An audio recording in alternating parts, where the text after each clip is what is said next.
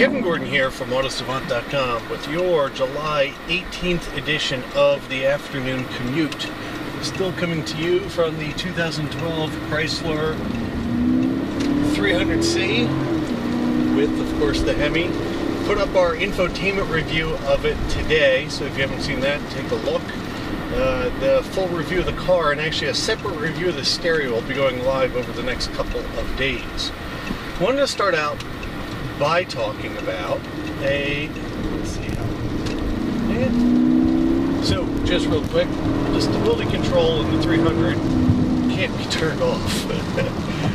You can turn on traction control, but stability is always active. Okay, so starting out by talking about a post that was put up by Motor Trend today, and it was about spy shots that were taken of hot weather testing of a Ford full-size minivan. Now it's full-size, but it looked like it had a Fiesta or Focus front end on it. A picture of it's here. And, you know, the question that they raised was, should Ford bring a minivan back to the United States? And I say unequivocally, yes, absolutely. If it's true that Chrysler's going to do away with the Town & Country and the Dodge Grand Caravan is going to be the only U.S. player in the minivan market, I think this is a great idea. But it's really unlikely to happen, in all honesty. Most likely this is a rebadged something else that they're just doing warm weather testing with. We are going to be getting the C-Max hybrid minivan-ish thing, but really it's more of the size of like the old Mazda MPV than a true full-size minivan competitor. But I'd still go on record as saying Ford absolutely should be bringing back the minivan. It would make a lot of sense in the market, and I think it would actually do well. Also under the file of covering the coverage, Autoblog is reporting that one of the U.S. vice presidents or presidents of Volkswagen stopped by the AOL Autos office today and confirmed the rumor that's been floating around that the 2.5 liter inline 5 that currently is the base engine in a lot of the Volkswagens will go away in 2014, and it's going to be replaced by a 1.8 liter turbocharged engine. It's not the old 1.8T, it's a completely new engine from the ground up.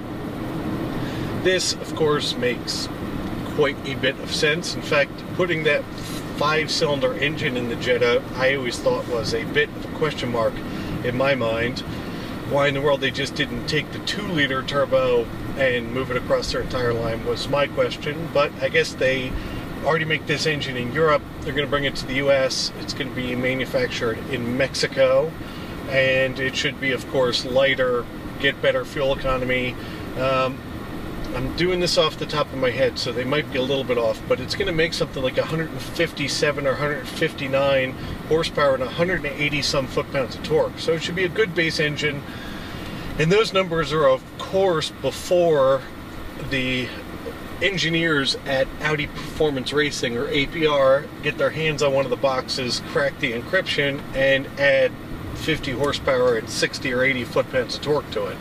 So I think it's a positive move. It should be interesting to see how reliable it is. That's been the one big challenge for Volkswagen with their Mexican manufacturing operations, is getting the same kind of Germanic reliability they get out of their models that are built in Germany out of their Mexican plants.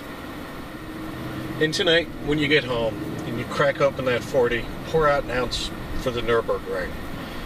The potentially most famous racetrack in the world, Green Hell, which you can go as a public citizen, pay some amount of money, 30 or 40 bucks a lap, go run your own car on it, is completely and utterly bankrupt.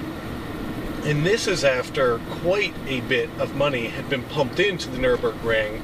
You know, they built an amusement park and a hotel there, tried to make it fiscally viable, and there's actually some questions circling about the management of that money, because quite a bit has been dumped in and nobody can really quite account for where all of it went. But anyway, it's going to be interesting to see what goes on with the Nurburgring as we move into the future, because what are you going to do with it? It would be an absolute shame to have it go away and be turned into something else. So Jalopnik actually had a really good point this afternoon, which is one of the car companies should step up, fund it, and take it over. It'd be a pretty good advertising exercise, you know, the Ford Nurburgring or the BMW Nurburgring or whatever other manufacturer. Probably Volkswagen, actually. They're German, they tons of cash, they're going to be the biggest car company in the world. The VW Nurburgring seems to make a lot of sense to me. A few months back, we reported that Kia would officially be bringing their flagship sedan into the United States, known elsewhere as the K9. It's really a bit of a mix-up between the Genesis sedan and the Equus. It splits them in size. It looks like it's going to have most of their engine choices. Well, the name has officially been announced for it in the US, and it's going to be the Quoris. No, I'm sorry, it's not going to be the Quoris. It's the Quoris. I believe it's Quoris. Let me make sure I've got that right. I've got it right here. Yes, the Quoris. Kia has provided no recommendations on the correct pronunciation of it yet, so expect that to be mangled by everybody until somebody from Kia is on tape saying it their way. Who knows what the correct way would be. And since it's been a while since we've used it, I think we can officially give this our official stamp of the yuck of the week. And finally for today, on Monday we had reported about the fact that the unintended acceleration debate was far from over, and in the process poked a little fun at Senator Grassley. Well, the unintended acceleration problem has now hit Ford. The National Highway Traffic Safety Administration, that seems to get a lot of coverage on the Afternoon Commute for some reason. I think it's because I can never remember actually what the abbreviation is, the NHSTA. I always think it should be the NHTSA, but that's probably because of TSA. Now I'm officially rambling.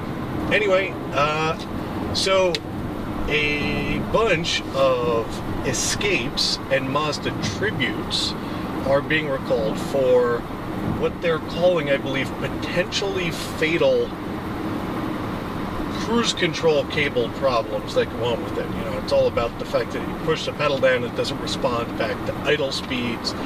There's been a 99, I believe, reported incidents so far, 16 or so injuries, and I think 1 death. So it's nowhere near as big as the problem that struck Toyota, but Toyota has to be happy because another unintended acceleration problem for another car company should help keep them out of the news and keep Senator Grassley's investigation as quiet as possible. So as usual, I'm Kevin Gordon from Autosavant.com, and I look forward to talking to you guys soon.